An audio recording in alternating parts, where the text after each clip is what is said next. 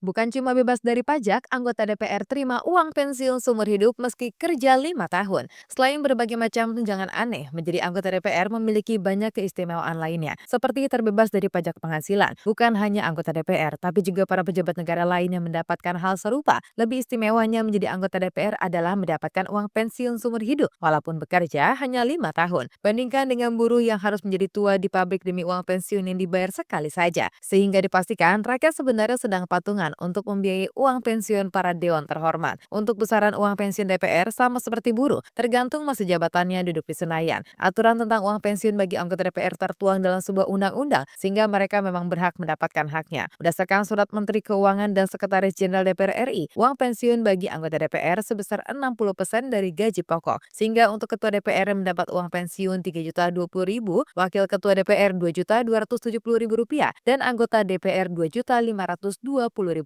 Ternyata uang pensiun untuk anggota DPR lebih besar dari uang pensiun bagi para veteran yang hanya mendapatkan antara 1,5 juta rupiah hingga 2 juta rupiah per bulannya. Sebagai informasi, anggota DPR RI untuk periode 2024 sampai 2029 berjumlah 580 orang. Dalam rincian pendapatan anggota DPR, ketua dan wakil ketua mendapatkan gaji yang berbeda dengan anggota. Gaji pokok untuk ketua DPR sebesar Rp5.040.000, wakil ketua Rp4.620.000, dan anggota DPR Rp4.200.000 per bulannya. Tidak hanya gaji pokok, anggota DPR juga mendapatkan berbagai macam tunjangan, saking banyaknya hingga harus dibagi dalam dua kategori, yaitu tunjangan melekat dan tunjangan lain. Untuk tunjangan melekat meliputi tunjangan sui atau istri sebesar Rp420.000, tunjangan untuk keturunan Rp168.000, uang sidang Rp2 juta, tunjangan jabatan Rp9,7 juta, tunjangan beras sekitar Rp30.000 per jiwa dalam satu kartu keluarga, dan tunjangan pajak penghasilan nyaris Rp2,7 juta.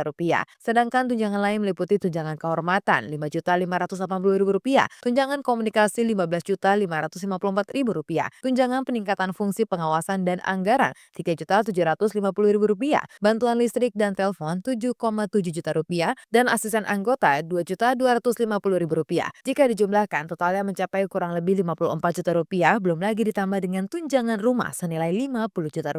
Meski sudah mengantongi lebih dari Rp100 juta per bulan, angka tersebut kemudian ditambah karena ada uang perjalanan dinas yang jumlahnya antara Rp3 juta sampai Rp5 juta. Dengan pendapatan yang sangat fantastis per bulannya, tidak heran jika banyak orang menginginkan jabatan ini.